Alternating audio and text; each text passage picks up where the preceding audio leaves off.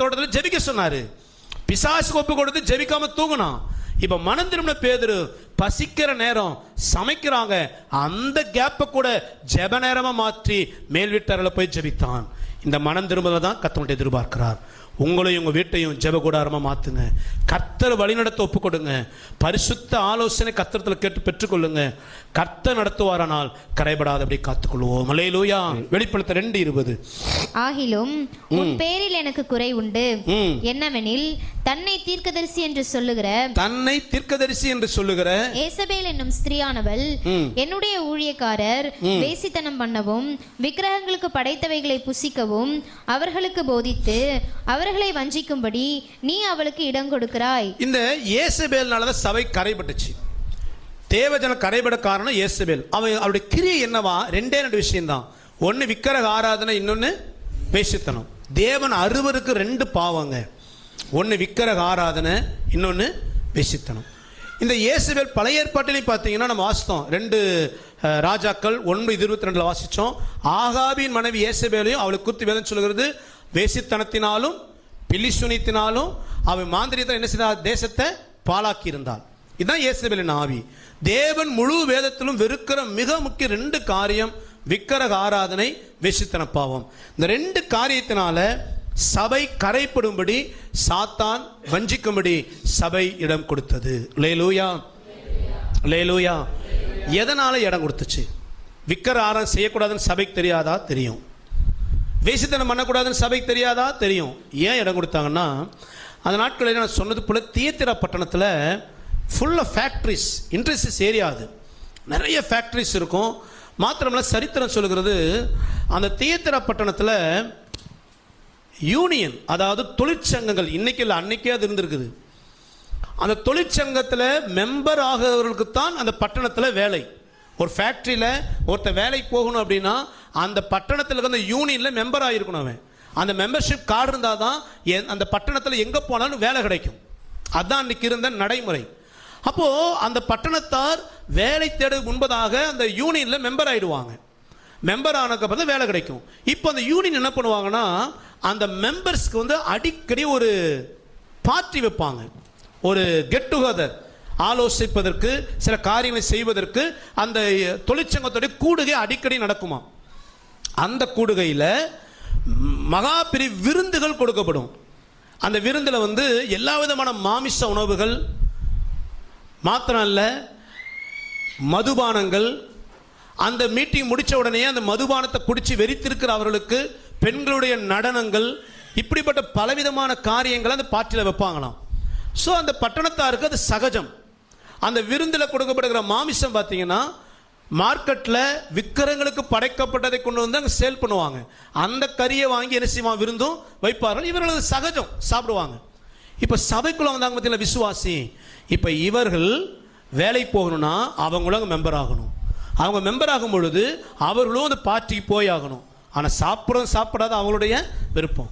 இப்போ அந்த பார்ட்டிக்குள்ள போன உடனே அங்கே நடக்கிற அந்த விக்கிரகத்துக்கு படைக்கப்பட்ட பலிகளுடைய விருந்து, மதுபான விருந்து, பெண்கள் இச்சையை தூண்டுகிற நடனம், இதெல்லாம் பார்த்த உடனே இந்த சபை மக்களும் தடுமாற ஆரம்பித்தார்கள். அந்த பார்ட்டியில் போக போக இவர்கள் கரைப்பட்டார்கள். கரைப்பட்ட இவர்கள் இந்த சபைக்குள்ள வரும் பொழுது அந்த கரைப்பட்ட வாழ்க்கை குறித்து கவலைப்படவில்லை. அல்லேலூயா, அல்லேலூயா. இவங்க எப்படி மனநிலைக்கு வந்துட்டாங்கன்னா, இது சகஜமாச்சே, நான் என்ன வேணும் நான் செய்கிறேன். என்னுடைய யூனியனில் மீட்டிங் வச்சுருக்கிறாங்க. சில பேர் சொல்லுவாங்க, ஃபஸ்ட்டு நான் வேணும்னு தப்பு பண்ணல, ஃபஸ்ட்டு என்னுடைய கூட ஒர்க் பண்ணுறவங்க ரொம்ப என்ன ப்ரெஷர் பண்ணாங்க. எல்லோரும் கூடுற பார்ட்டி கொஞ்சமாக அப்படின்னாங்க.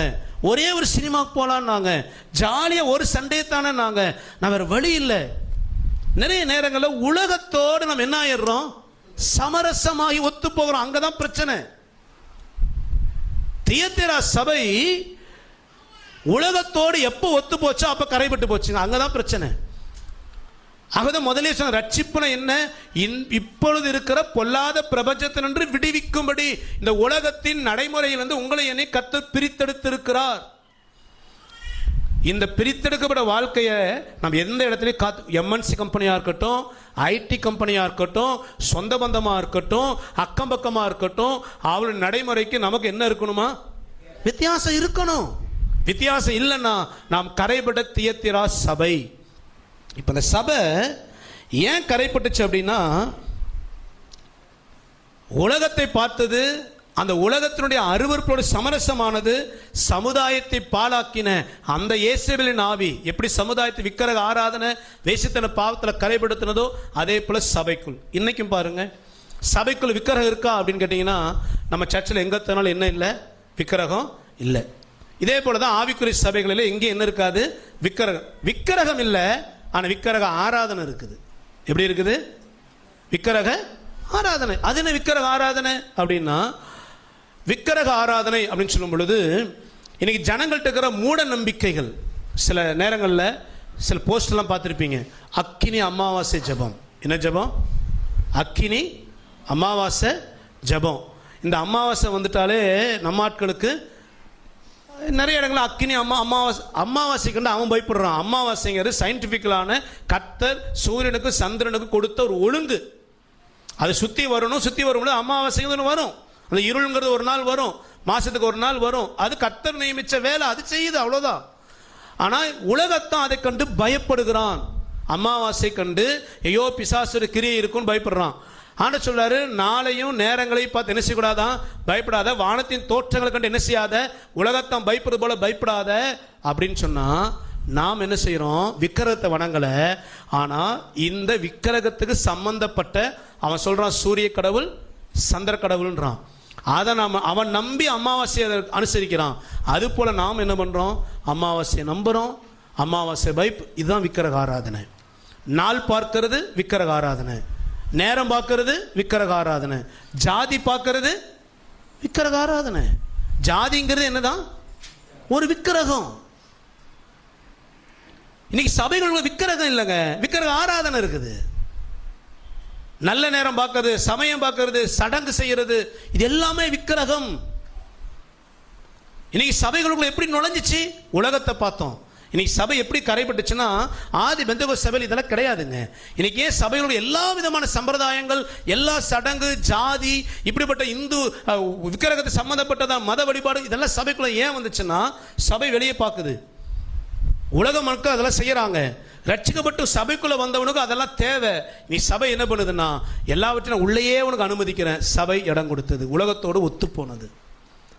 தியத்திரா சபை அப்படிதான் கரைப்பட்டது.